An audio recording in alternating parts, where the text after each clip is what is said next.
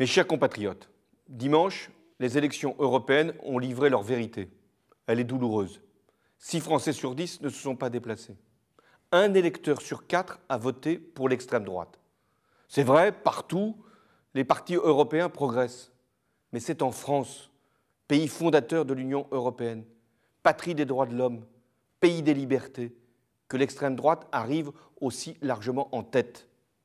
Bien sûr, ce vote n'efface pas tous les suffrages, ceux qui se sont portés notamment sur les partis européens.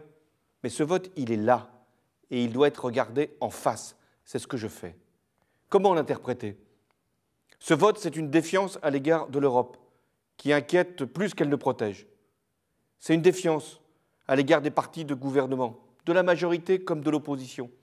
Ce vote, c'est une défiance à l'égard de la politique, qui après tant d'années de crise appelle toujours des efforts sans qu'on en voit encore les résultats. Ce serait une faute, et je ne la commettrai pas, que de fermer les yeux sur cette réalité, parce qu'elle traduit une peur du déclin de la France, de la mondialisation, et ce sentiment exprimé tant de fois d'abandon face à la dureté de la vie. Mais le pire, ce serait de renoncer à ce qui fait la France, ses valeurs, son rang, son influence, son ambition, sa place en Europe et dans le monde. Nous sommes un grand pays, et il ne peut concevoir son destin dans le repli, dans la fermeture, dans le rejet. L'Europe, elle ne peut pas avancer sans la France. Mais l'avenir de la France, il est en Europe. Je suis européen. Mon devoir, c'est de réformer la France et de réorienter l'Europe. L'Europe, elle a réussi notamment depuis 2 ans à surmonter la crise de la zone euro. Elle était proche de l'éclatement, mais à quel prix? Celui d'une austérité qui a fini par décourager les peuples. Aussi, demain, pas plus tard que demain, au Conseil européen, je réaffirmerai que la priorité, c'est la croissance, c'est l'emploi, c'est l'investissement. L'Europe, elle est devenue illisible, j'en suis conscient, lointaine, et pour tout dire incompréhensible, même pour les États. Ça ne peut plus durer. L'Europe, elle doit être simple, claire, pour être efficace là où elle est attendue, et se retirer là où elle n'est pas nécessaire. L'Europe, elle doit préparer l'avenir, les nouvelles technologies, la transition énergétique et sa propre défense. Elle doit protéger ses frontières, ses intérêts, ses valeurs, sa culture. Tel doit être le mandat qui sera confié à la prochaine Commission européenne, et j'y veillerai.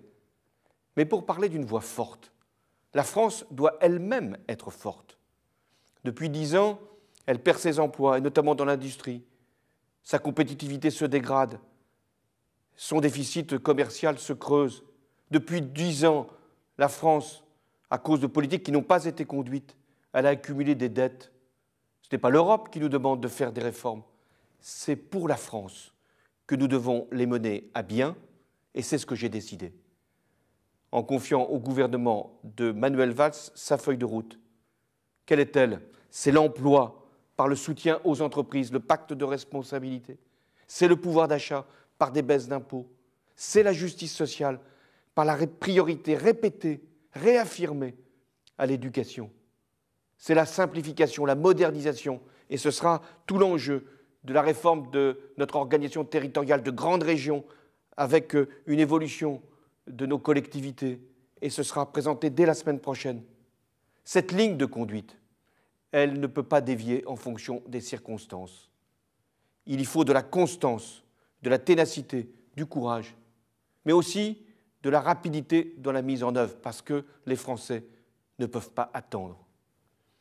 L'avenir, nos institutions, elles sont solides. Elles nous donnent les moyens d'agir. Et au bout du chemin, j'en suis convaincu, mais il faudra le démontrer. Ce sera la réussite, et la réussite de tous.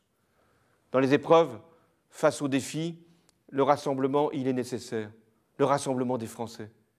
Ce qui nous unit, c'est notre attachement à la démocratie, à la République.